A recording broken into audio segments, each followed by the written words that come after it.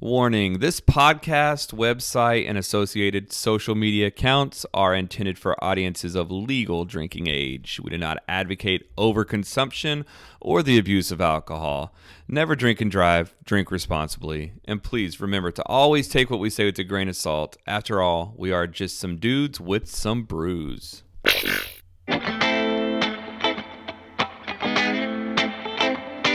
We started out by crawling out from under the thumb of the man.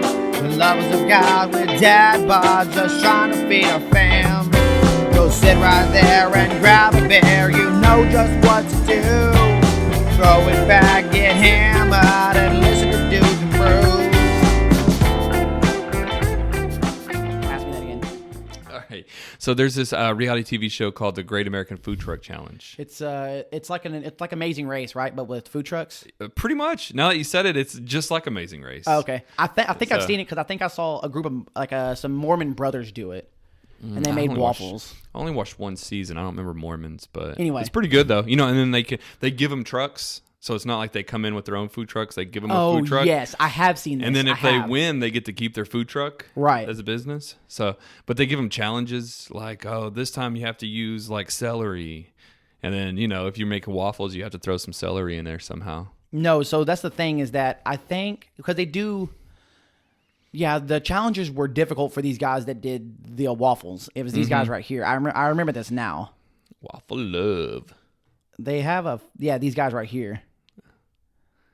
Yeah. Waffle love because they had a problem with some of the challenges because they're like, you know what? I don't even care about getting the extra money for these challenges. We're just gonna keep selling what we sell and honestly, they murdered it. Like, because even on Sundays, they would go to church. They'd go to their Mormon church Sunday morning and miss out while people are out there working. Come back and still kill it. Nice. Like, dude, they murdered it because they made Belgian waffles. Do you know the difference in a Belgian waffle and a regular waffle? No, I don't. I was about to try to guess. All right, cool. So, bro, science it up. Okay. All I know is that one is like a dough and one's more like a batter. Well, so immediately I was thinking with waffles here in America, we have a machine that just kind of presses it together. So I would think that if it was Belgium, they just use the pan. And maybe they have a pan with a griddle bottom and they make it kind of like a pancake. I mean, no, it's still an actual waffle. Okay. Like, I wonder if this is. So then let me do a take two. Basically, it's a waffle cone. It's a thick waffle cone. We're gonna look it up because I know that a Belgian waffle it's like a dough. Like when they make it, it's like thick like a dough, not like a runny batter. Okay. I only know that as far as what the difference is. With a lighter batter, large squares, deeper pockets than American waffles. Like they're super thick.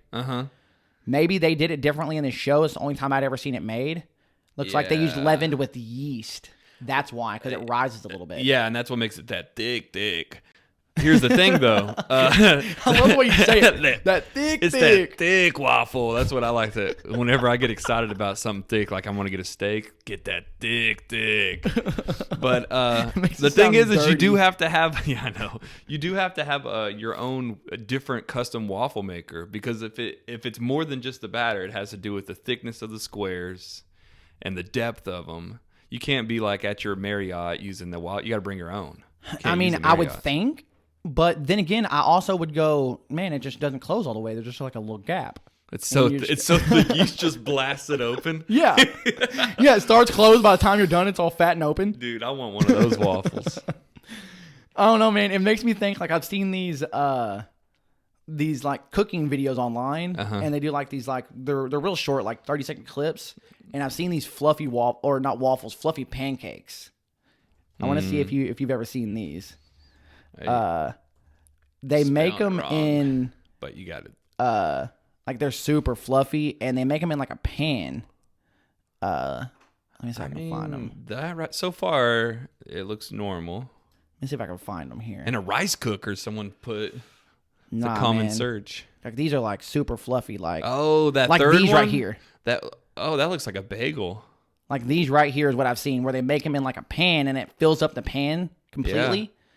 Like, and that's why it's in this kind of shape, but it fills up the whole pan. It's kind of like a pan pizza, how it gets all fluffy, like you contain it and it Dude, the best part about I'm not a cook, so I don't know. The best part about pan pizza is the toppings go all the way to the edge.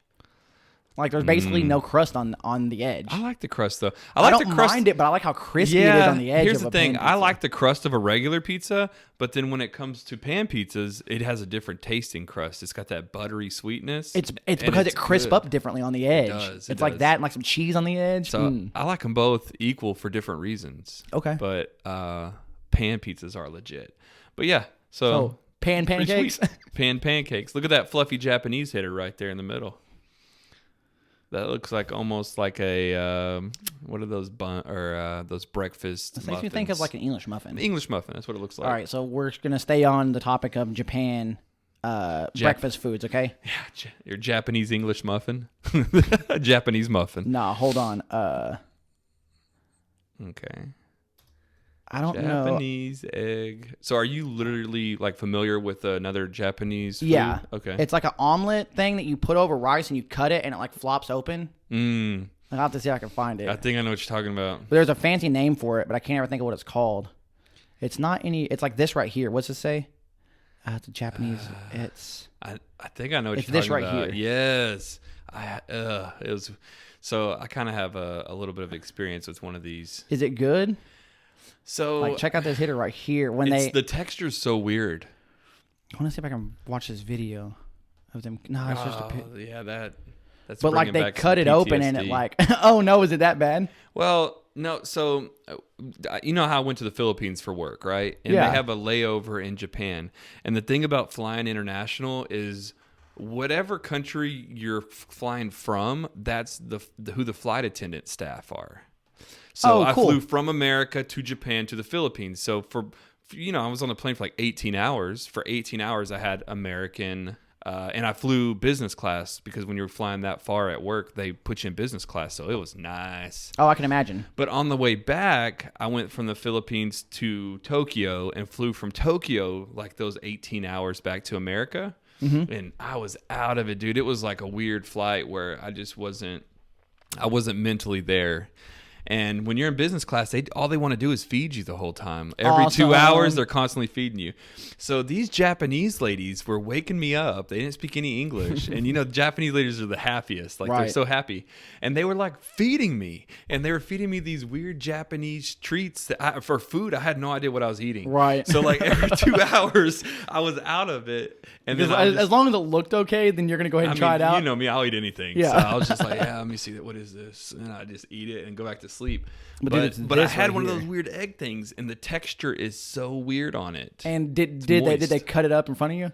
I don't remember that. Like cut it up and pour this like sauce on it? No, they pour that gravy sauce. Yeah. Ooh, no, they didn't do that. I don't know. It looks cool. I don't know. It's omu rice. Rice. So it's on rice with some brown gravy. Yeah, but it's called omu rice. Is what the egg dish is called. I always thought it was some sort of omelet. I'm not mad at it. I wasn't mad at any of the food other than it was just a weird experience. So it's got like a softer texture than what you're used to. So have you ever had like a French style omelet? I don't know. The French style omelet, it's cooked really low and slow. Because like normal, like an American omelet with like a bunch of stuff in it, it's cooked high heat, cooked real fast, and the eggs they're not really soft and fluffy. They're cooked. Yeah. Like French style omelet, it's literally like they injected air into it. It's like real fluffy because they cook it real low and slow. Honestly, that's the best way. That's my favorite way to eat scrambled eggs. Cook them real low and real slow. And that is the right way to do it. And you got to throw sour cream in there instead of milk. Use sour cream and that makes it fluffy, soft. I've done it, and only because I saw Gordon Ramsay make eggs on Hot Ones. And he did that, but he used creme fraiche, and here in the States, I use sour cream. Yeah, I don't even know what creme fraiche is. No idea. Any kind of cream will work. Yeah, no, I just used sour cream and it works great. Yeah. Kids like it, which is weird because my kids really don't like sour cream, but they like it in those eggs. Same, dude. Nobody here eats sour cream, but somehow you throw it in the eggs. Yes. And I can taste it. I'm like, wait, I can kind of taste that sour cream taste. Yeah, I don't mind it by any means. Yeah. I'm not mad at it. No, it's good. But all right, dude. I don't know if you heard this. So there's a new band that's out that released a song this week. I listened to it, whatever, but I was hyped about it because of the people that are in it. So I have no idea of any song that's come out at all. Okay, so this is gonna be new to me. It is like I would call it a super group. Okay. But with the kids of some really famous guys. So it's got the son, Slash's son. Okay. It's got Robert Trujillo from Metallica, his son. Okay. And then the son of Scott Weiland. I think is how you say his name. From STP, from Stone Temple Pilots. They came together, they're in a, what do you call it? A garage band? No, not a quartet. There's just three people. What do they call it? A three-piece band, I guess? Okay, yeah. A quartet, like a barbershop quartet. You're like, I was hyped until I saw him doing some crooning. No, I was just trying to think of like what's it called? I guess it's just called a three-piece. Yeah. And it's called Suspect 208. Nah, I have no idea. Are they still kids or are they adults now? I want to say they're like young adults. Okay. I looked it up. They have 2 songs out. I wasn't like, why is all this in Spanish? That's a very good question. Search for English results. See, look at somehow you got on the Spanish Google. Because click off of this. See right there, it has a tip. Now you're searching all sorts of languages. Oh, it's still in Spanish. Hold on. Yeah. So Go back one more. Right there, tip. Search for English results only. Well, I don't know how that happened. Okay. Did you spell it right? I think it's with a T. Oh, yeah. Maybe Suspect is here it is right here. Oh, they look like a boy band right there in that picture. I mean, they look like... Is that Scott Weiland's son's the singer? He looks like him. Does it not have anything on here? Oh, yeah. So Trujillo, you're talking about the new Metallica. Yeah, well, the bassist. Yeah, the new... new... I can't say new. Not the 80s version. Well, no. The 2000s. I mean, Jason Newsted was with them the longest. Mm-hmm. Cliff Burton, I guess, is the one that started before he died. But Trujillo's been around since Saint Anger. Saint Anger came out, in 2003? He's been with them for more than 15 years. You're right. Time passes. When I think about Metallica, I feel like Saint Anger's their new stuff. And it's 15 years old. So they had CDs since then? Yeah, they put out Death Magnetic. Not since Saint Anger. Yeah. Saint Anger came out. I said 2003. Let's see what year it really... Oh, it did come out in 2003. Yeah, you're good. Well, do you know the only reason why I know this? Did you ever see their documentary, Some Kind of Monster? I forgot about it. I never watched it. It was literally the making of Saint Anger, basically. They Is it filmed... Good? I loved it. It was great. It made me hate Lars. I never liked him to begin with, but it made me hate him even more. Really? Yeah, he's annoying. That's all I can say. He's annoying. But in the show, they're getting back together. They're trying to do a new album. So it's the writing process of the new album, and then they have to hire a new bassist. So they do tryouts, and Trujillo's the one that won it out. Killed it. So yeah, since 2003. So it's been like I said, more than 15 years. But you're questioning me. No, I think I remember now. So it looks like, when you have magnetic shards and then they form like an image. Yep. Is that, see, exactly I've never listened to it, but yeah, you're right. Death Magnetic, and then they put out one in 2016 that I never even... Oh, yeah, I remember seeing the cover of this, but I never listened to it. Oh, yeah, that cover's awful. What is that? It looks like a demon-possessed man. It's like... It looks like it is... Hardwired. Yeah, it looks like it's only... Lars. No, it's not Lars. Is it only Lars? Isn't that the singer, Lars? No, Lars is a drummer. Oh, dude, I'm like the worst. You could tell I don't know a lot about the old classic heavy. I still consider them classic rock, even though they were legit. I love their stuff from the 90s, but... I don't know if I'd call it classic rock. I mean, it's classic since it's like classic heavy metal. Why am I blanking on this dude's name right now? It's the lead singer, though. Yeah, I know. What's his name? It's not Kirk Hammond. He's the guitarist. All right, let's just look on the right. James Hetfield. James Hetfield. Yeah, okay, I can name everybody else. Yeah. But yeah, it was because it even went through because he was having problems with alcoholism. And he had stopped doing alcoholism and was like, I don't know if I want to be a part of the band. So it went through all that drama as well. It was great. Mm-hmm. But Lars was just a dick the whole time. The drummer?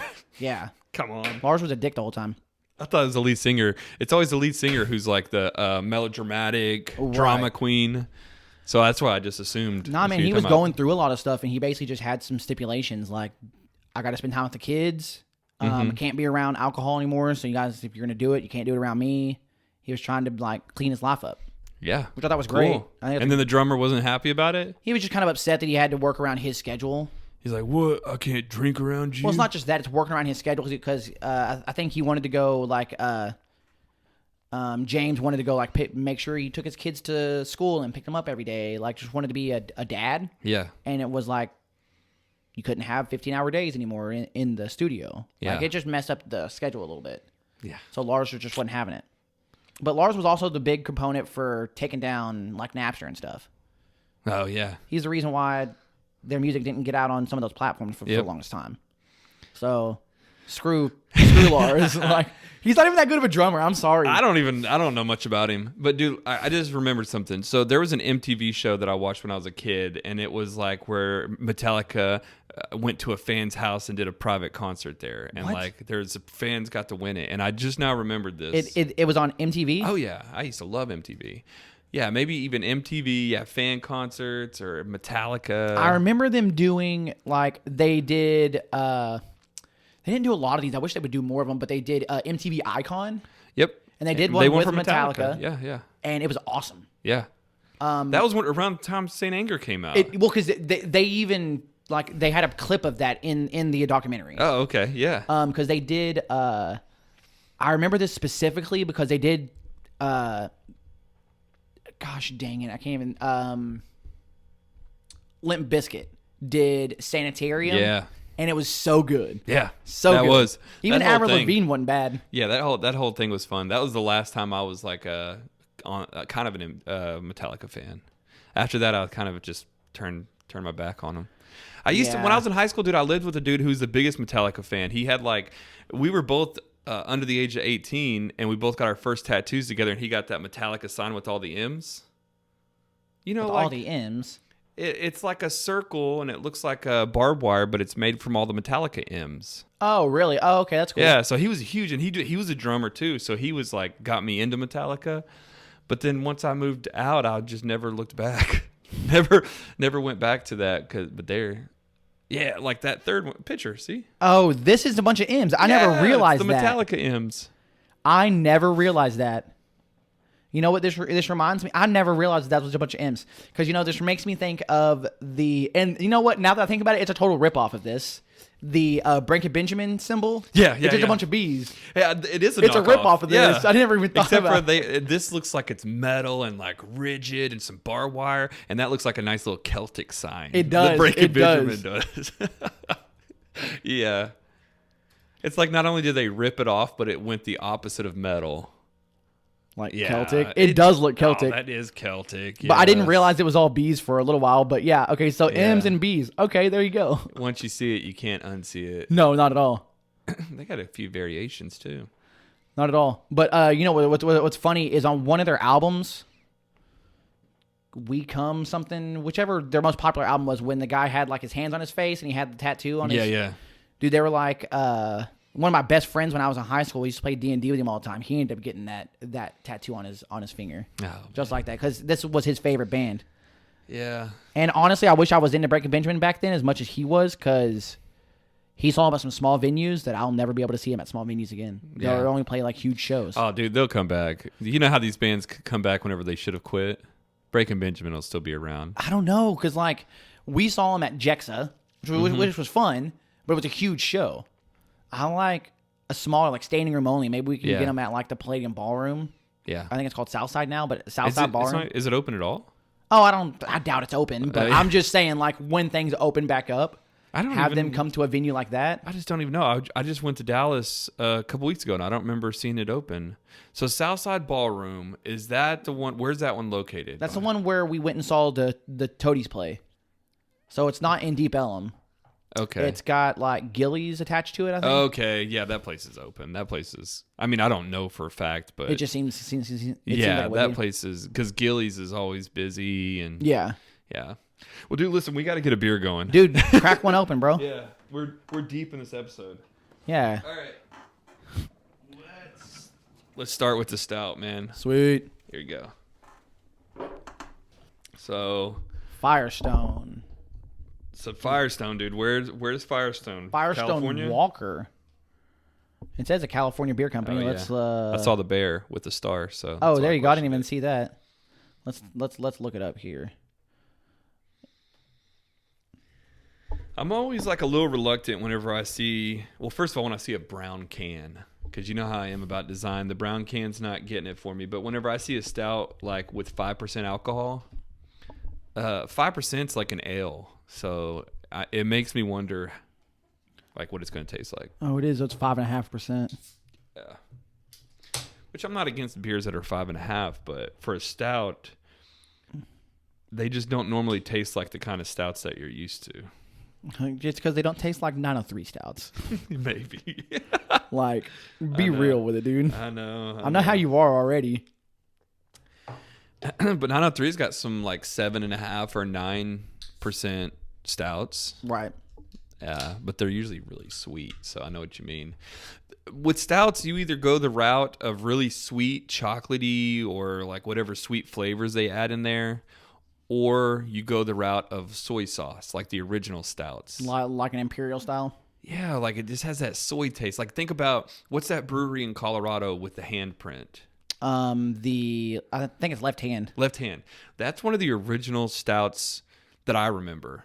And that one has that old school, I call it soy sauce. I know it's not soy sauce, but... See, like, I've only had that beer once, never had it on tap. I like to have it on tap and see if it's any different. But I've only had their original, and it's a nitro brew. And it reminds me of a Guinness. And a Guinness, honestly, if I'm going to drink the beer and not do an Irish car bomb, I need to have it on tap. Otherwise, it's just not any good to me. Yeah, I've had it from like Walmart or beer store, and it's not. Is it nitro? The Left Hand, I've seen it where it's nitro on tap. But you know how when you get a can, like Guinness does have their cans that are nitro. Have you ever had one? And it comes with some kind of ball. It has like some ball in it, yeah. That makes me think that like that's the only way to produce. I don't know. It's kind of a stupid train of thought that you have to have that random shaker ball in there. I'm not sure.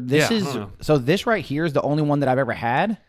Oh, it nitro is nitro milk stout. It is like their standard milk stout. I had it in a bottle, and it was, yeah. It's got that same kind of feel that purple one. That's the one I've had. It's got that same kind of feel that a Guinness does, and I know it's because of the nitro. It's because of the nitro. Click on that purple one. Is that one's not nitro? Is it? It doesn't say anything about it on there. See, that's the one I've had, and it's the other design with the white. Yeah, that's the one I've had. It doesn't say I anything have about seen that black one though. Now that I see it, it didn't say anything about being nitro. But yeah, this is the only one that I've ever had. I didn't realize they did one that wasn't nitro. I bet it might taste better. Nitro's just weird to me. I like it on tap though because it almost makes you feel like you got a milk mustache. It's got that thick foam, but then it's got a watery taste. It does. It tastes real watery. It does. It's like it's light. Yeah. It's like light and thin. This one's actually pretty good. It's not too heavy on your palate. It's really good. It's got a pretty good cherry flavor, honestly. The chocolate isn't as forward as I was expecting it to be, though. Yeah, the beer itself is good. The can, they need to step their game up. It looks like an old man's boot. I'm not joking. Well, the color is pretty close, spot on to the color of the beer. It is. It is. Like, I wonder if they did that on purpose. Yeah. But the beer is pretty tasty. I'm not mad at it. Like, I know you're like a component or proponent, I guess if I say the right word, of art. I would have never bought this. Just simply because of the design of it. So I bought it because of the name. Cherry. Chocolate cherry. Oh, those go great together. I bet this beer's gonna taste good. I would buy it though because it probably comes in a 6-pack, and a nice stout with low ABV like this is actually something. I know I was talking so much smack about it, but hindsight, this is something I can get behind whenever because there's something cheap you about me. You can drink a few without getting There's hammered. something cheap about me too. Not even that, but just like spending $12 on a 4-pack. It's like, I need these beers to last me a couple days. I don't want a 4-pack. I want a 6-pack. I want a couple this weekend and some next weekend. Right, because you don't drink to get hammered. Yeah, no. So I can get behind that. So, and then also if I have a 4-pack and then I drink 2 and then my wife drinks 1, then we have one man out. So I'm like, oh, why does my wife have to drink one of my beers? Right. Jeez. Yeah. So I found something out today. And I know how you like art, so I thought you might find this cool. All right. But you know what I just realized? We got to rate this beer first. I'm getting ahead of myself. I'm before we do, I have to call out that I just now recognize we both have backwards hats on. It's a little embarrassing. Backwards black hats. Whatever. I know. You know how I told you that before whenever I showed up to Old Iron Post, and I'm like, dude, 3 people with backwards hats? We can't be doing this out in public. Get out of here. But yeah, okay. Yeah, I think it makes it even more awkward whenever you call it out. No, you just let it be. It's just embracing. It's like, okay, well, we're dorks. We got 2 backwards hats. We coolest guys in town. So I'm gonna go definitely to the right side of 3 on this one. I don't know how far deep into it though. What are you thinking? I'm thinking yeah, 3.5. Yeah. No. Yeah. The 3.5. 3.5. I'm gonna go 3.5 as well. Okay. We'll meet there in the middle, 3.5 or where it is, and make sure to follow us online at Untapped_Dudes and Brews. Yep. But what I was gonna say is, I found out today because I saw on Instagram that the Toadies paired up with another company in the Dallas-Fort Worth area to make some more coffee. They had done this before and released a pecan coffee of some kind. Yeah. They did it again. Well, I was on their website, their merch website, gonna see, how much is the coffee? It's really not that bad. It's $20 for a big bag of it. Oh, I think when we saw them live, they were selling some, huh? Yeah. Okay. I just don't remember that. That was the first collab, whatever you want to call it. Yeah. They did it again with a different company. But I'm not even talking about the coffee. That's not why I brought this up. Okay, so the bassist Donnie and the drummer Mark Rez, they put out a comic or a graphic novel. Okay. A couple of years ago. Well, on their website, I saw that they put out I'm thinking it's a comic based on the way it's listed, but it is I think listed as a lyrical comic for the song Jigsaw Girl. Okay, I can get behind this. So I love that song. As much as I love the Toadies, I did not realize what that song was about until last year when I was trying to learn how to play it. And it's super dark. Mm-hmm. And I even said when I first heard it, I said, "Oh man, I think this would be a good movie. They put this into a movie. I think it'd be really good." And then these guys are putting it into a comic. And it is a movie. It's called Saw. Saw? I mean, with the actual Jigsaw. Is that the art? Oh, well, no. So the art, I don't know if the art's going to be any good, but I still want to read it. I know, but I'm not a fan of that cover. But they're calling it a music video put to art. Illustrated by somebody else. A series of lyrical comics. This is cool that they're going to do a series all based on lyrics. I wonder if they're all going to be based on Toadie's lyrics. I mean, I would assume so. But it reminds me of, do you know the guy from the lead singer of Coheed and Cambria? Yeah. He does like graphic novels. Really? Yeah, I don't know if it's based on his lyrics or if it's I know they have a world and all of their albums are concept albums. So they all have a story. And I want to say that he put trade paperbacks together for each album. Nice. I don't know much about them. I know that song that's da-da-da-da-da. I almost had it till I started singing It's a Welcome Home. It's probably you already know. Yep. And you don't want to get me trying to sing the actual singing part. Dude, his voice. Yeah. His voice, man, in that song. Well, Welcome Home is good. Is the rest of his songs like that with same kind of voice? Man, I'll have to show you. His voice is crazy. Something Juggernaut is one of my favorite songs by him, dude. The music's good, his voice is good. Oh, I'm gonna have to look. I'm gonna have to get into it. He's got a high pitched voice, which is a little bit off, but it's good. Yeah, I hated it at first, but then, hindsight, I'm like, this is the greatest thing I've ever heard. I'm actually gonna, now that I'm thinking about it, I'm gonna add it to my iTunes library. Maybe. Oh, they actually did it in Issues. Coheed and Cambria did. Okay. Created by Coheed and Cambria frontman. Yeah, so by Claudio Sanchez. Evil Inc. Comics. Never heard of them. Me neither. Each of the studio albums tells a chapter in the saga, originally narrated by Sanchez's lyrics. Yeah, so it makes me want to read it, to be honest, because, I mean, it sounds good, but I think the art is something that you might enjoy. Like, if you look at these here, these are some of the covers, I guess, of the comics. Oh, yeah. Yeah, I'm not mad at this. I love modern day comic art. And it's like, it gives it a little like sci-fi like vibe. Thanos in the background, though. Is that not a Thanos knockoff? That's kind of what it looks like, but I don't know anything about it. He's got his hand, though, just like the comic cover. I don't want to say they're knocking stuff off, but... All comics are knockoffs of other comics, though. Since the beginning of time. I mean, if you think about DC versus all... Marvel, I mean, they've got somebody from each side that do the same thing. Yeah, they have. It's all knockoffs.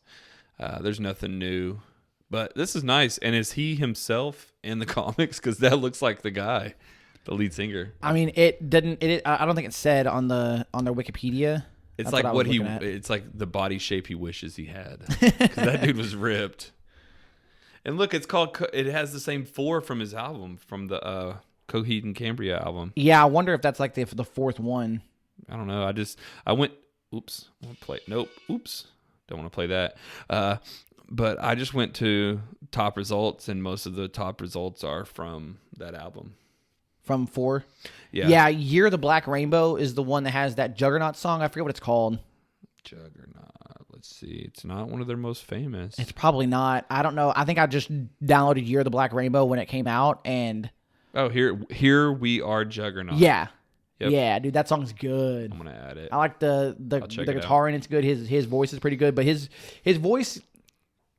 It's like for me, I can't listen to it for too long. I get annoyed by it. I just get annoyed by it after a while. I don't know why. You had me amped up, and then you just immediately brought me back down to why I probably never listened to him. Like, check him out. Listen to him. You might enjoy his voice a little bit more than I do. I'm very particular. I can get into a band and think they are the greatest thing ever, and then someone starts to sing and go, yeah, never going to listen to these guys again. Okay, so anyways, this was it. This was the end of this. Where were we? We went all over the place. Back to that Jigsaw comic, though, right? That's what. Yeah. So Jigsaw Girl is the one. So this one, it's 24 pages, which means it's like a trade paperback, I guess, of what it would be. Mm-hmm. But it looks like it's all handwritten by the lead singer. So Todd Lewis handwrites all the lyrics and stuff. It looks like it's probably just the lyrics and nothing else. But yeah, the art, you're right, looks pretty lame. But I kind of want to buy it just because you're I'm a collector. Fan. Yeah, you're a collector. You definitely would. Okay, what about the coffee though? So isn't that where I think that's where we started, was with the coffee. Well, they're making a new coffee. Like, I didn't really care about the coffee. I was really wanting to talk about the comic that was coming. Okay. That I saw. Yeah. See, I knew we started somewhere. We went through some peaks and valleys there. No, so like they made some new coffee called the Dark Secret. Like, cool. I'll probably check it out, but I could care less if it's cool. Yeah. I liked it better when they paired up with Martin House and made beer. Yeah. But they got that mask right there. I mean, and it says, "Do you want to die?" on it, yeah. Which is, it's hilarious. I gotta say. But, so I figured we would get into a new game today. Okay. Okay, and I'm going to ask you a question. I want you to answer it with as much bro science as you possibly can. Oh, dude. Okay, I'm a pro. All right. I'm a pro at bro science. So we got to ask everybody: are they ready to learn? Because Larry's about to teach you something. About to educate these fools. So this is something I heard about this one day, and I started thinking, and I'm like, without looking this up, can I figure out how this works? Okay. Okay. So this is the question here is how do they make underwater tunnels? It's a good question. So I have seen a picture of how they make bridges. Have you ever seen that? Have not. Explain how that one works. So because, I don't know. I think about that too. How do you make a bridge over like a over like a river or something. Right. Well, this was the picture, and it's hard to tell what's reality anymore. You see something online, and then it says, "This is how bridges are made," and then you're like, "Oh wow, I just learned stuff," and it could have been completely made up. Could have been some bro science. It's almost like bro science to begin with. So what I saw though was that they actually sectioned off a big part of the water, and they built like a wall because they had to lay concrete for the pillars. So they built like a dam, basically. Yeah. Okay. But it was weird because it was a lot of water. So I'm like, how did they build the first wall? But I guess that's why underwater welding is like such a lucrative business, really expensive. You make so much money dangerous. It's like one of the most dangerous jobs. Underwater welding is probably for these very same things, for tunnels. And like, you think they build a tunnel and just suck the water out? Well, so I think it's a good point. So it's like, where does the tunnel lead to? You know what I mean? The first thing that came to mind was... I mean, I think he moved his operation out of California, but Elon Musk was making like an underground like tunnel for like shipping and stuff, and for like it wasn't just shipping. I think it was for commercial use too, wasn't it? It was predominantly for traffic. It was for Teslas. Teslas. I thought it was for like shipping for like Amazon to ship stuff like super fast. No, it's for the Teslas, and they actually have, and they might move it now, but because I heard it on the Joe Rogan podcast when he was in the process of building it, he was saying that he did it because the traffic was so bad in LA. He just wanted to be able to get across LA. Okay. And then that was early on before it was actually built. I saw a YouTube video where they had a dash cam of a car going through the tunnel. Because it's automated. Your car just goes into auto drive and it goes fast. Like it goes like 200 miles an hour. Yeah. And it looks scary because I wish I remember exactly what the walls look like, but it honestly looked just like a meat packing plant with plastic or something. It didn't look finished, and it looked very tight. So yeah, that's what I'm thinking is like almost like even a subway, but almost like a subway, because I mean outside of the station. It's pretty much just a tunnel big enough for the train to go through. Yeah. So I'm thinking if you're going to build a tunnel, if it goes underwater, it's almost like there's two parts to it. There's the tunnel part that goes into the water, and then there's the part that comes out of the land. Right. And I feel like you have to build all of the components that go into the water first, like all the concrete tunnel pieces. And then what you do is you section off where is it going to leave the ground and go into the ocean or the river or whatever. Okay. So kind of like that same idea where they build walls and stuff. And then they just start putting one piece together at a time. And then they build the next wall section. And then once they get the tunnel finished, they just suck all the water out? I don't think there's ever any water in it. You know what I mean? I think they completely have it dry and walled off. So they build dams. And then they... Oh, just similarly to the way they build that bridge? Yeah, exactly. I think they just build dams and completely keep the water away from it. Well, let's find out. Oh, this is kind of cool. Yeah, this one's an aquarium. Using use this method so they dig a trench. Builders, if I could read, I can't even read today. Builders dig a trench in the riverbed or ocean floor. They then sink pre-made steel or concrete tubes in the trench. After the tubes are covered with a thick layer of rock, workers connect the sections of the tubes and pump out the remaining water. They do pump out the water, and that seems a lot cheaper than building 1,000 dams. Like just let the water fill in and pump it out. See, now this makes more sense for like an aquarium. That makes a lot more sense because you build the aquarium, then you put the water on top of it. Yeah, for sure. For sure. That one seems more normal, but I was thinking, like, I guess they do them in the ocean. I never realized that. Yeah. I wonder if they do that for, like, transporting stuff. I mean, they would have to. Why else would they do it? I mean, think about how internet gets from country to country. It's underwater cables. Oh, that's true. It's not... They say that it's by satellites, but it's like... It's underwater cables. Yeah. And I don't know. They don't want to get on the satellite business, but but I wonder those cables can't just be a cord like my cable wire. It has to be in a big tube, almost like a tunnel made just for wires. Well, because like right now, so I don't know if this is true or not. I love this section where we're just bro sciencing it up here, but like it makes me think like this. So one, it's got to be encased, so it's going to be kind of huge, right? But I also thought about this, so. From what I understand, humans cannot go to the bottom of the ocean. they haven't been to. They can go to the bottom because there's different depths of the ocean, right? Right. But there's more of the ocean that has never been traversed, never been explored, right, than what they say about that they've explored in outer space. So, but what makes me think about that is like, so if I have a cable, and let's just say I'm running it from one side of the lake to the next, okay, I can see the other side, or even a pond. I can see the other side of the pond. Right. Well, I'm gonna have to have a crap ton of slack because I don't know how deep this thing is, and when I let go of it and nobody's holding on to it anymore, I gotta make sure it still reaches to the other side. Yeah. So like, that seems really stupid to think about, but I'm thinking about like, damn, how long is that cable? Yeah. How thick is it? Does it really go to the ocean? Is it really satellites? I don't know. Yeah, well, that's a good point because I think we're going beyond like a tunnel, which is something we can fathom because we've been in tunnels. We've seen the beginning and the end. When you go from continent to continent, how far is that? How deep is it going? Like, that's a wild idea.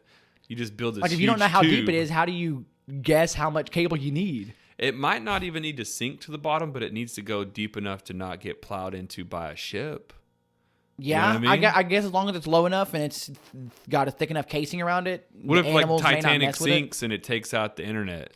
You know what I mean? The internet for a whole continent. Gone. Yeah. You know what I mean? Australia, no internet. Because they really did rebuild the Titanic and they're about to sail it. Oh, no way. That's a real thing? Yeah, they recreated the Titanic and they say they're going to sail it. So, I mean, I'm sure they're going to sail it. Why would they do that? Because they want to sink some internet and some continents. Was the old Titanic able to ever be found? Yeah, they've actually literally sent. I mean, I don't know if anybody can scuba dive. I know somebody can't scuba dive down there, but they really do send like those things down there to gather things out of the Titanic. Okay, just like the movie. Because a lot of that's based on real. See, Titanic too. Because a part of me thinks like, think about all the beer that was gone. And the beer. If there's a barrel down there that's just been aging for decades, I bet it's great. Yeah. Bring it up. Yeah, when did the original one sink? Because that's some aged in the bottom of the ocean. The salt surely, melted through that wood. Surely there's no beer left under there. But yeah, that's Titanic too, man. Let's see when the first one, 1912. 1912. It's crazy because it's not that long ago. It's like 2 lifetimes ago. You know what I mean? I mean, think about it. The United States was founded 3 lifetimes ago. I know. Which seems bizarre because you think it was so many years ago, but not really. Yeah, I know. It's just crazy, the Industrial Revolution, how much it progressed technology so fast. It was like the first revolution. Now the technology is the second one. But it just progressed things so fast that we look around and we act like this is how it's always been. Oh, but yeah, because that's what I grew up in. A few lifetimes ago, you know what I mean? Which, what's funny is that here recently, me and the kids have been watching a TV show. It's been out for a while, but we just started to check it out, called The Goldbergs. Oh, I've heard of it. I know what it is, but I've never watched it. It's based in the 80s. Yeah. The whole thing is based in the 80s, and it makes me go, man, what a simpler time. I know. Like, seeing these guys get excited about, like, what was it called? The Nintendo glove that came out. Yes. Like, just little stuff like that. I go, oh man, if only they knew what you have now. I know. Or like they watch War Games in an episode and they think it's like the greatest thing ever. Mm-hmm. And it's like, just think about the things you could do now on computers. Yeah. Like, so I like that nostalgic stuff coming back, but you're absolutely right. We've been around it our entire lives. So to us, it's normal. Yeah. I know, man. It's crazy times we live in. But like my dad, I mean, he's in his 70s, and it's like it's a struggle for him to learn new stuff. Yeah, can't teach an old dog new tricks. I mean, he learned how to use YouTube on his phone, so he could watch drag racing. Yeah, but imagine if you challenged him though. Oh, 100%. With a simple YouTube task to be like, "Hey, Dad, go update your settings." No, dude, look. So just he's done. Within the last 2 weeks, he got a new phone. Okay, he had an Android phone. It was just 4 or 5 years old. It was ready for him to upgrade. So we got him a new phone. It's still Android.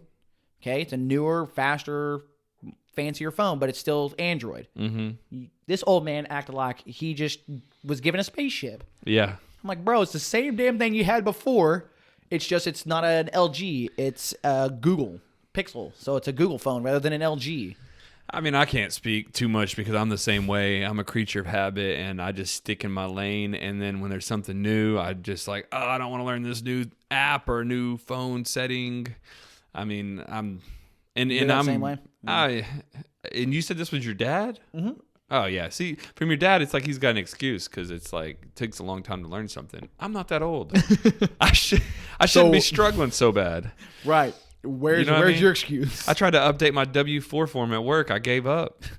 I'm like, dude, I want to update my dependents. I can't even figure it out. I looked everywhere. No, but what's crazy is I had that same mentality.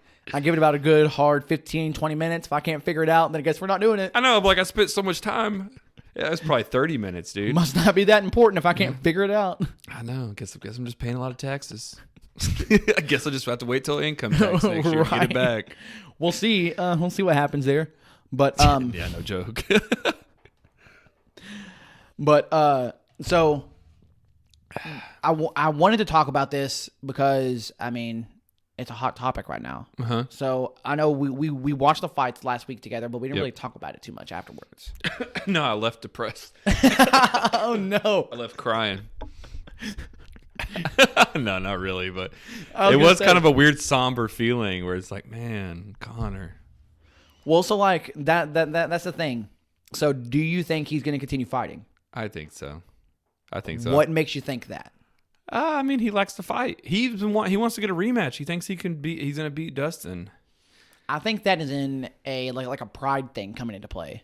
I think his pride says, "I want to revenge that loss." I mean, everybody that gets beat wants to revenge their loss if at all possible. Mm-hmm. So I think that's a pride thing. He seemed like a different person. Like at the end of that fight, he acted like he just really didn't care that he lost. He really didn't seem like he cared. He's just kind of like, I mean, you win some, cool. you lose some. I made a lot of money. Yeah. Which makes me wonder if he still has that drive to be great or if he's just like, I enjoy getting paid and I enjoy the activity, but I could care less if I win or not anymore. The thing is I feel like he looks just as sharp as he always does. But the thing is because I've seen like screenshots of like Dustin getting hit with some strong left hands and his face looks like it's across the octagon. So I'm like, Connor still came out doing his thing. You just couldn't do it as long. But it's yeah, exactly. That little bit of grappling slowed him down a lot. And remember, we were all like, oh, Dustin looks like he's breathing hard. But it's like, we know better. Dustin, even if he's breathing hard, he still has the output that can go forever. Connor, if he's breathing hard, he slows way down. And we've seen it before. So it's kind of like, to me, it just reaffirmed, it's like, man, this dude is so beatable. It's just sad. It's sad whenever you recognize that the guy that you is a monster is just so beatable. You can just see him getting beat by so many people. One thing I thought was weird is that we did say that about Dustin. We go, oh, he looks tired. And then literally within like a minute and a half, I go, well, he looks like he's recovered. Yeah, he looked straight. He started turning it up. I'm like, oh, he's not tired at all. And then Connor, I will say this. He gets hit real good. And his gas tank goes from 100 to nothing. I know. That's what's crazy.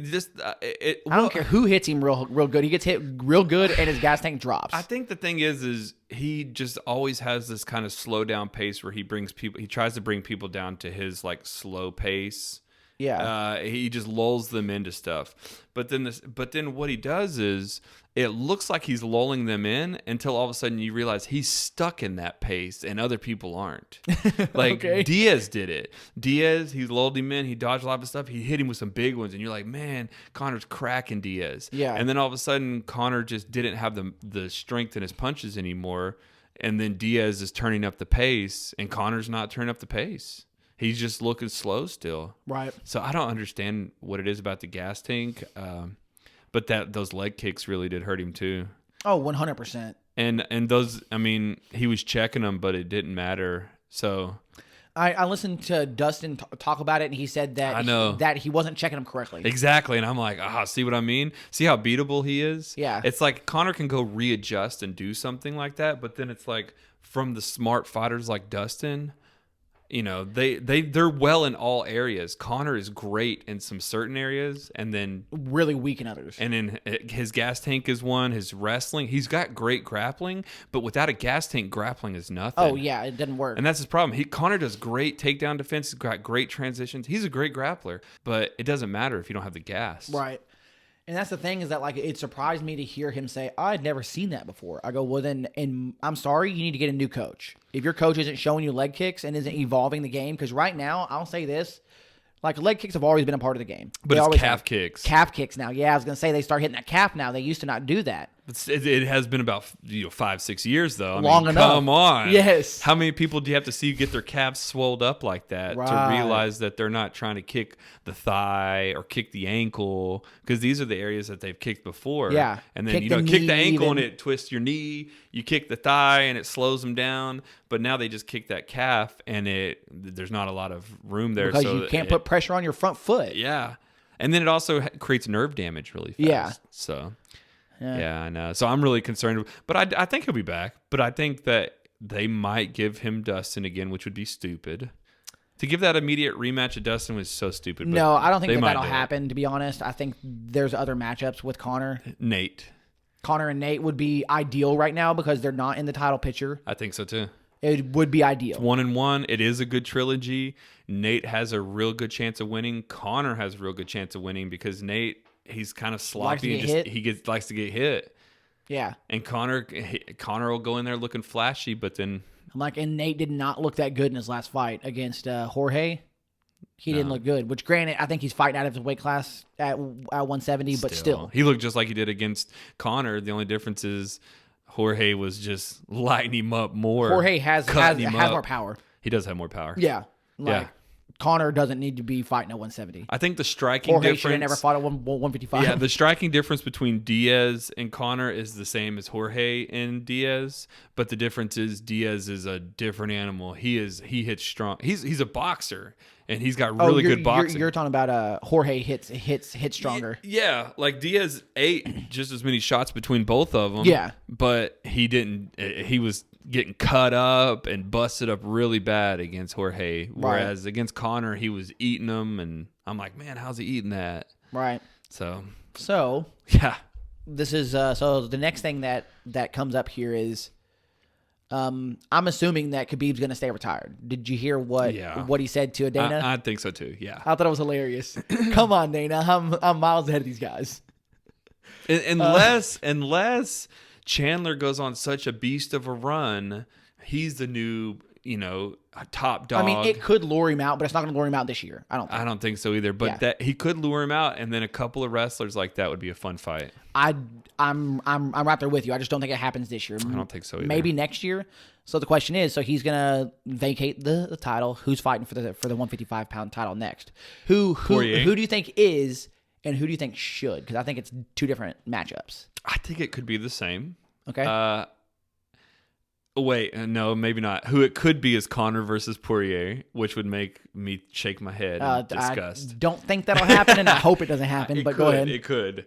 I definitely think Dustin's should fight for the belt. Oh, 100%. Regardless. Yep. And it's either going to be Chandler or what did Hooker call him? Charlie Olives? Yeah. Charlie Olives. So either Charlie Olives or Chandler. I kind of hope Charlie Olives. So see, that's what I want to happen, but a part of me says they're gonna put Chandler and Dustin against it, maybe, which is gonna screw over Charles for the time being. Because who's Charles gonna fight? I guess he could fight Connor, but here's the thing, though. Chandler is new. He has a chance to build some stardom in him before you give him the belt. I think Chandler can beat Dustin.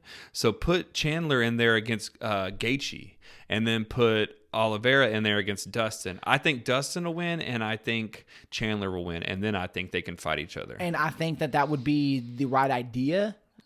But you know how Dana likes to ride the hot hand. That's why I don't know. I have a feeling. I like that expression. That is what he does. I mean, what's new, right? Yeah. What just happened? Yeah, there is a thing as recency bias, and Dr. Charles didn't have a great fight against Tony, but it didn't happen last weekend. Yeah, and I already forgot about that. I couldn't have even told you who he beat. See? That recency bias, bro. Yeah. I wish they would have done the tournament. You know what I mean? I wish they would have made it official as a tournament, and we could be like, we know what's going to happen next. They almost did that. Think about it. No, they should have, man. They've had 3 fights really close to each other. Because that Charles and Tony wasn't that long ago. It was a couple months ago. I know. They should have done it. And then these two, they could have, I don't know. Everybody's calling him. You don't think Gaethje's in the mix though? He is. Honestly, I forgot about him. Yeah. Not trying to be an ass, but I did. I forgot about him. To me, he should be higher up than even Oliveira. He is. I think Gaethje's considered number 1. Yeah. Number 2, I think, is Dustin. 3 is Oliveira. I honestly, recency bias, I forgot about him. Yeah. I did. But I wouldn't mind him and Oliveira fighting. I wouldn't have a problem with that. I don't think he should fight. I don't think. Actually, I wouldn't have a problem with him and Chandler fighting. I wouldn't have a problem with any of them. They're all fun fights. Yeah. But when it comes to what makes the most sense, Dustin's in there. Don't put Dustin against Gaethje. That's already happened. Yeah. Put him in there against that's what I was gonna say. Charles, or put him in there against Chandler. Which somebody that's learned how to absorb a leg kick, Dustin. Because do you remember him fighting and knocking out Gaethje? Yeah. Limping over there to knock him out. Yeah. Because he had his leg all jacked up. Oh, man. Yep.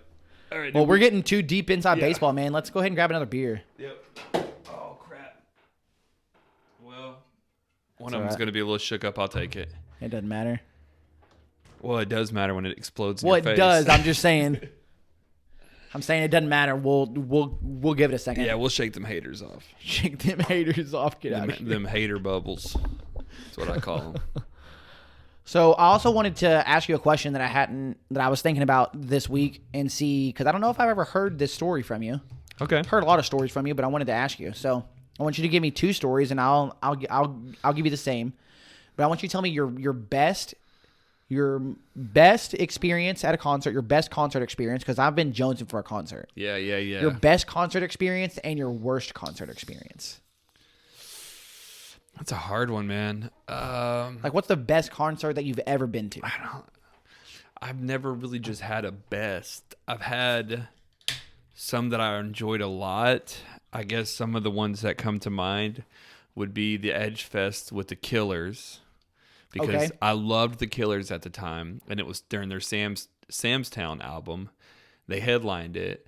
My Chemical Romance was touring for the Black Parade, which is another awesome show. Muse was there.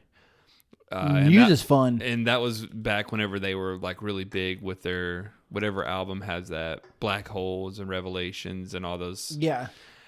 Muse is fun. Dude, there's a lot of bands there that I really enjoyed. The Toadies was there, and this was when the Toadies were there when I was a huge Toadies fan as a kid, and then I didn't know I'd ever be able to see the Toadies. Yep, that happened to me. They were there, and they were so awesome. So maybe I already do know the answer. That's the best experience. That was the legit. Do you know which Edge Fest that was? No, but just search Killers. Let's see. Edge Fest. Yeah, look at the rankings of the best lineups. Was it Bad Religion there as well? Yep. I wasn't a big Bad Religion Cake fan. there? Yeah. No. Maybe. Yeah. Cake was there. Cake. I don't know who Minus the Bear is, but hold on. Let's see if this is it. No, this one. Maybe I'm mixing 2 different Edge Fests. Let's take a look. The Killers was, it was definitely Killers and My Chemical Romance. Oh, let's do this. Killers.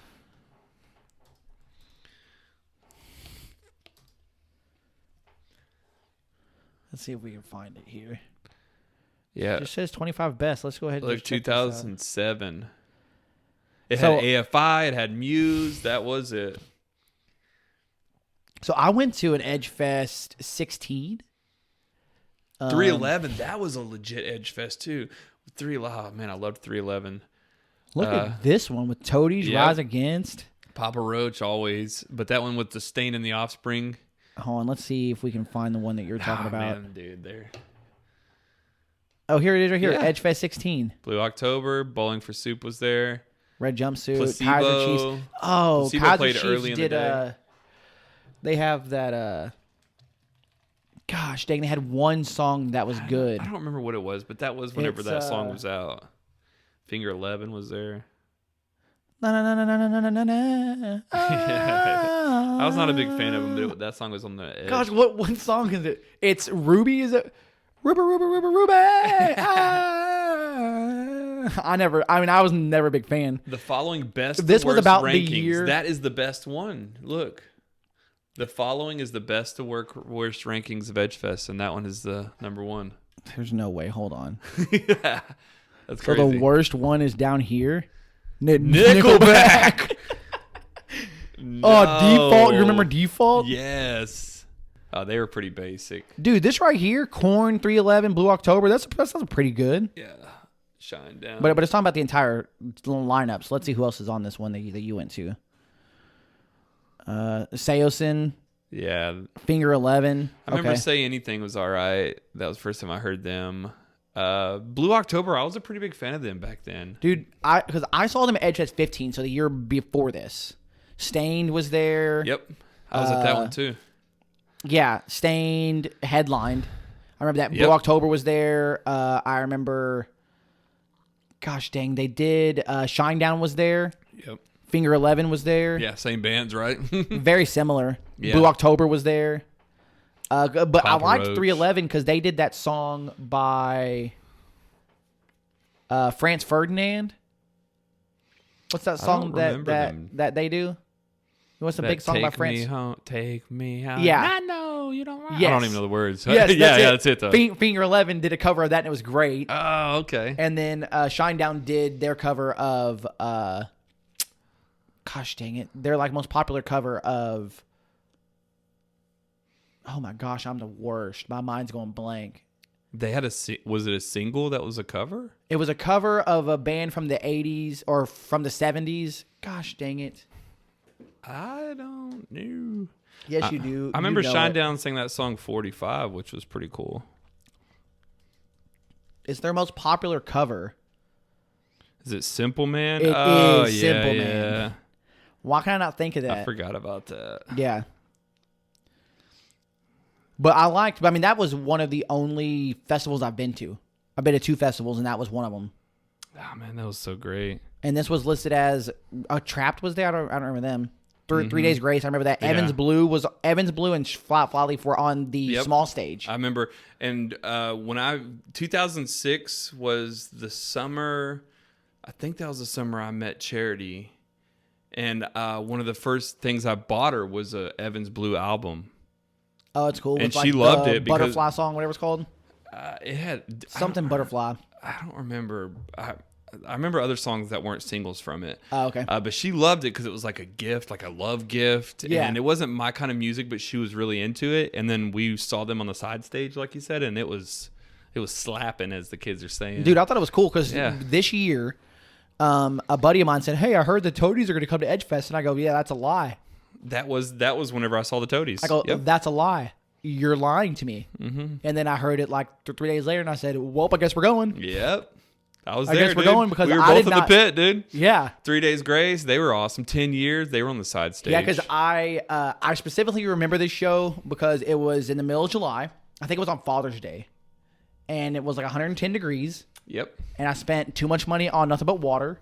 Yeah, I remember one of these two. I think this is the one that Charity passed out cold. Oh, I can imagine. It was so hot that I think they ran out of bottled water. They started selling it out of the tap. Yep, we were in line, and we were in line for such a long time that once we finally got up there to order something, she was like passed out on me. And I remember I was like, all right, hold on a second. You know what I mean? Like kind of shrugged her off like that, and then she just hit the ground. Oh, and then they let us go to like the VIP AC area. Oh, what up? I know. So they gave us free waters, and then we got to go to the VIP. I couldn't go in because I didn't have a shirt on at first, so I had to go find a shirt. I remember my stepdad was there, and he actually had the shirt. I had to go get a shirt because they wouldn't let me in. So stupid, but okay. But she was in there, and I'm like, "There's water and AC in there. I gotta get clothed." That was a fun one. 30 Seconds to Mars. I bought cheap tickets. Like some cheap, like nosebleed seats because of that Pizza Hut Park. Yeah. And I remember going down and we ended up finding, this is the most random thing ever. You'll never happen again.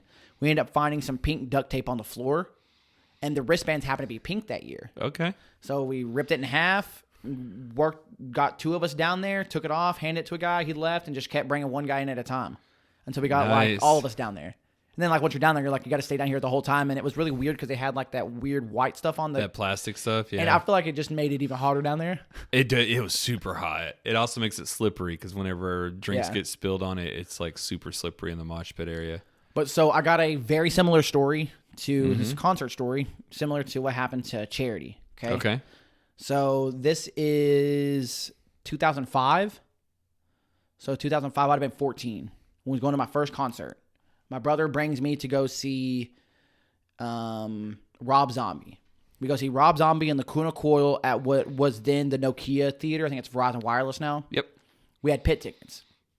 I love that venue because they specifically have a pit. It's like an orchestra pit. Yeah, it's the nice. pit's great. When you get down there and then you go through that door, and that door's like boom, boom. Yes. And you know you're about to just get your ears blown off when you open it. Yeah, it's crazy. So first time at a show, I'm in the pit. We're watching Lacuna Coil. If you've never seen those guys, they are awesome. They're from Spain. Yeah. A guy and a girl sing, really fun. But, the crowd was saving their energy for Rob Zombie. Okay, so they really weren't, like, doing a whole lot. Fun, it was great. But before that, we went and grabbed something to eat before we went to the show. And I'm 14, right? So, I smashed out hard. Yeah, you blasted out 3 hot dogs. I think I blasted out like some tacos. Okay, you went Taco Bell. Okay, probably even worse. Yeah, smash it out hard.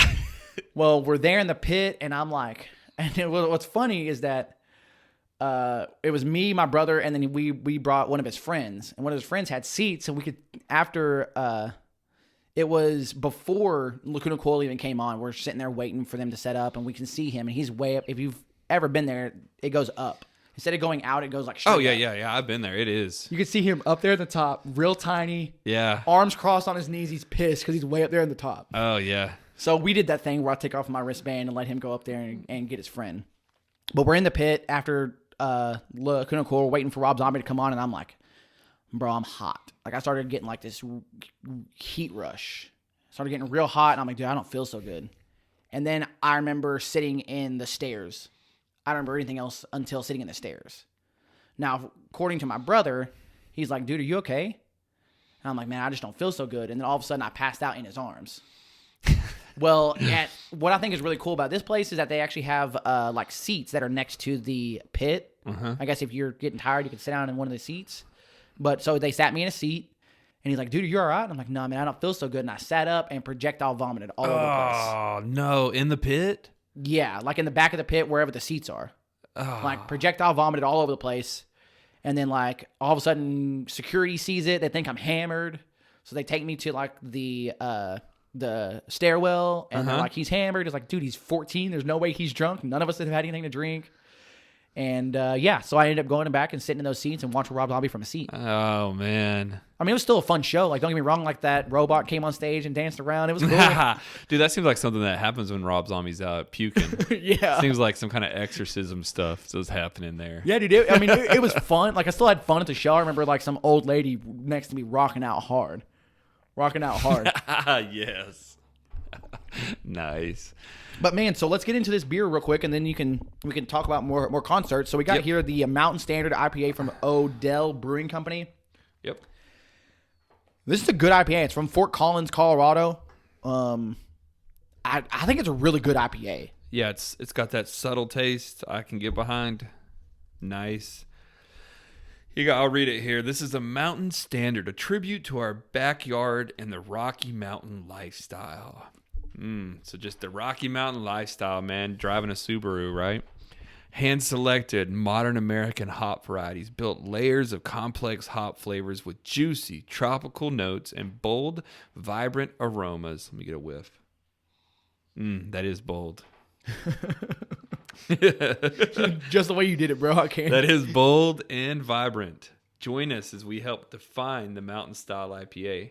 I like it, dude. If this is what a Mountain Style IPA tastes like, I can get behind it. Like, it's one of the better IPAs in my opinion. It's really well balanced. It is. Really well balanced. It's not too grazy. Mm-hmm. It's not too tropical or citrus. I think it's got like a really good balance of I don't really taste any tropicalness, but it's not too piney, doesn't bite too hard, but it's got just enough. I don't know.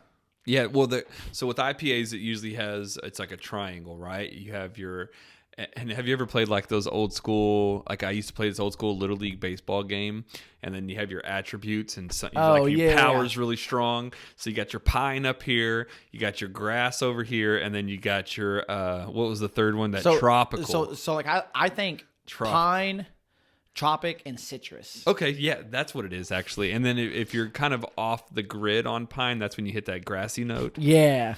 Well, sometimes when you hit one of those bottom sections, it's got a bit of a soapy taste to it. Have you ever tasted that? I like it. I know that you said that before. I don't know that I've ever had that. I think it might be when you're right in the middle between citrus and floral. When you're right in the middle, it creates this like soap taste. This one's got just the right hint of that soapiness that I like. Just the right hint of that soapiness, really? It's that Dawn dish soap, man. Get out of here. I can't. Yeah, are you looking at one of those grids? I was trying to find one. I can't. I mean, it's similar to like this. That, yeah. Similar to this, kind of. I would have called it like a video game attribute grid. I mean, I've seen it before. Yeah. That's one word. I remember it from like this old school. Nah, that ain't helping much. This old school Little League baseball game. Like they're thinking about this. Yeah, something like that. But that just has a lot of them on there. That's a lot more. Yeah, I've seen it with like 2 or 3 or 4 or 5 things maybe. You know what I mean? Yeah, because I think I've seen it with baseball too. So, yeah. IPAs, man, they can go any of those directions. If you go too far in any direction, what do you search video game baseball. grid? Baseball? I don't know. It was like regular Nintendo. But yeah, I would say League. This one's a little bit more well balanced than your others. Mm-hmm. I'm gonna find that game now that I'm thinking about it. Little League Baseball for Nintendo. It was the stuff, man. Yeah, it's called Champion Series. Yes. And then whenever you get one of those little chunky kids on your team, you're like, oh, this is a power hitter. Like that's how they demonstrate. Right. Look right there, that was it. That was exactly what I was visualizing. Go back. That's the fat kid right there too. But when you hit the back button, dude, and then scroll down, that's the attribute chart. Oh, batting, defense. It's 4, but batting, defense, pitching, running. Yeah, I guess you could do this. Citrus, pine, floral, and tropical. Yeah, maybe. Yeah.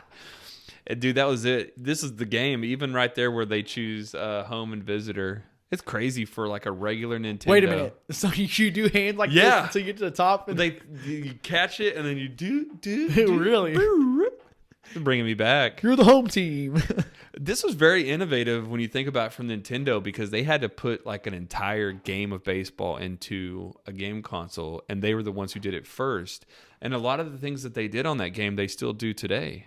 Like how you throw it to any base and you use like one of the D-pad. Yeah. What they call D-pad now. Oh, yeah. You press up and you throw it to second base. And then you see the grid at the bottom corner to see where all the base runners are running. Right. They still do that with baseball games. Yeah. And this is old school. The first baseball game I remember playing was King Griffey Jr. Slugfest, but it was on N64. Yeah. That one was fun too. Like this sports games I played on the NES. I played Jordan versus Bird. I never played that, but I know what it is. Yeah. I played Punch-Out. I got Punch-Out on the Wii. Oh, there you go. All right. It's fun. I've never beat it, but it's the same concept where you just have to know the moves of the guy. You can't just come in and just think, oh, I'm going to punch this dude.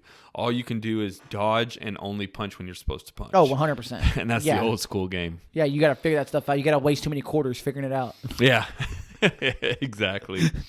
Well, it's like it's funny because my brother Edward said that he would go to like the local convenience store and he'd play Galaga. Mm-hmm. And he said, yeah, I played it so much that after a while I figured out the patterns of the ships, like how they fly in. Yeah. So I know exactly how to play. I could sit on one quarter and play for half an hour and have no problem because I figured it out. Yep. I'm like, okay. All right. Dude, that place Free Play in Dallas that I've been to. Yeah. It's all 80s, and there's people who are diehards there, and they like don't even come there with any friends. They just come there to show off with their video game skills. Oh, no. Have you ever heard of the game Dragon Quest? It sounds so familiar, and I think I heard about it because of that show I've been watching, the Goldbergs. I think they played on that. I had it on the computer when I was a kid, and my mom bought it for me, and she's like, "Oh, I used to play this in the arcade." Dude, this is a game like no other game you've ever seen. It's not Dragon Quest. It's no, man. It's like Dragon right there, Dragon's Lair. That's it. That Dragon's Lair is that far left image. Dragon's Lair? Yes, it's Dragon's Lair, dude. It's the second image up. That's it too. But Dragon's Lair, this was a game ahead of its time. So here's the game. You don't know it's all story based. You walk into a scene and you have a joystick and a couple buttons, right? And you don't know what's going to happen or what to do. You just have to push the right button combination. And if you don't, then something happens and you die. What? Dude, I'm not even joking. As a kid, I played this and I'm like, Mom, this game sucks. And I had to because you couldn't figure it out. Well, you have to know exactly what to do. You're like, oh, up, right. And then it's like up, right, dodges something. And then it goes to the next scene. And it's just a series of scenes that it throws at you in no particular order. Okay. And then at the end, if you make it through, a few scenes, then it lets you fight the dragon for the princess. Well, this game is simply just about knowing what you need to do. It doesn't take a lot of skill. It just takes a lot of quarters to know what to do. Tell me why this... And I tried to play it at that free play, but I'm like, this game still sucks. Yeah, even now that I'm an adult and I'm trying, you just have to know exactly what to do. There's no instructions. There's no rhyme or reason. What I do in one scene is completely different than what I need to do in the next one. I don't know how you figure that stuff out. You just waste quarters. Well, this dude rolls up. I try to play it. I'm like, this game sucks. And this dude rolls up and he's like, and then beats the game in like 2 minutes. And then turns around and walks off and like ghosts us. We're like, this dude thought he's been waiting. He thought he was so cool. He was waiting for this moment, dude. This is like his dream come true. He's like, wait till someone comes over there to the Dragon Slayer game and I'm going to go show him how to do it and then walk off. So it's like he walks up to you as you're playing it and he pops the quarter down and is like, I got next game. Kind of, but there was no quarters. So he was just kind of lurking. And then once I was like, this is stupid. Then he's just like, didn't even say nothing. Just gets in. Pop, pop, pop. It could have been 30 seconds. It was so quick. And he went through like 3 scenes and then beat the entire game. It's the dumbest thing I've ever seen. But it was the definition of like this dude's dream coming true. For somebody to witness that. Dude, I don't know if it's still open. Before COVID, they had opened one up in McKinney on the square. Was it the same? Was it free play or is it something different? It's the same style. Right. Just same like style. barcade is what they call them. Yeah, you just pay a cover charge basically to get in and just play games for free. Yeah. So same concept. But so if you don't want to drive to Richardson, there was one in McKinney. And honestly, I liked the idea. Yeah. I remember being a kid, and honestly, we had a friend of the family that for my birthday every year he would bring me here to the Midway Mall, and I'd play arcades when they had the arcade there. Mm-hmm. Just spend time playing arcades. He'd give me like $20, and I'd just play arcades for a few hours. Yeah, $20, right? NBA Jam and stuff. The problem is, I played like NBA Showtime, like after that, like the newer ones. The newer ones are legit, but those old school ones, the problem is to me, they don't hold up with time. It might be cool if that was the life, the time in life when you lived and you're reliving your childhood. For me, my childhood was like Nintendo, Super Nintendo mostly. Games that are a little bit more advanced. Arcade. Fighting games are always good on arcade. So, yeah, I'll play some Soul Calibur, some Mortal Kombat. But, yeah, those really old school 80s games are, like, so lame to me. They have one that I enjoyed that's like a Budweiser game. And but they're just app games. It's like nowadays these are apps. Oh, 100%. You know what I mean? They had to put them in these giant consoles. Yeah, nowadays this is an app where I just press up, down, and then I got to catch the beer. But what you do is and it's cool because it had a keg handle. And it was super old. Yeah. So you would go up and then you drop a keg and what you do is you get a beer and you slide it across this bar. The problem is people start showing up at the different bars at different speeds, so you can't like let it drop. They'll put you a glass back, and you can't let it drop or you lose. It wasn't called Tapper. Yep, that's it. I just remember this from a Wreck-It Ralph. Yeah, Wreck-It Ralph. But see how it has like 4 or 5 bars? Yeah, and you just go up and down. And see the 2 keg handles? Yeah, I just remember this from Wreck-It Ralph. when they were sliding him beers when he was like all depressed. But it's fun for 15 minutes, and then I'm done. I'm like, all right, I'll go download the app if I want to play. Oh, 100%. But games like Galaga or Centipede, I don't know why. I still think they're fun to play in an arcade. I mean, they are at first, but I don't know. I'm not going to sit there for an hour and play it. That's the thing is you pay $15 to get in, and then an hour later, it's like, I'm ready to go. Right. No, that's about it. It lasts about an hour. Unless I'm playing a fighting game against some friends. So yeah. So let's go ahead and rate this beer and wrap this one up here, buddy. All right, let's do it.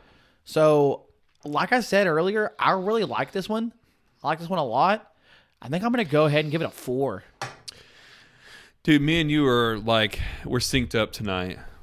You know what I mean? We're syncing. We're syncing. Man. We got the hats on backwards. We got the 3.5 for the stout, and I'm going to go with the 4.2. Good job from Odell Brewing.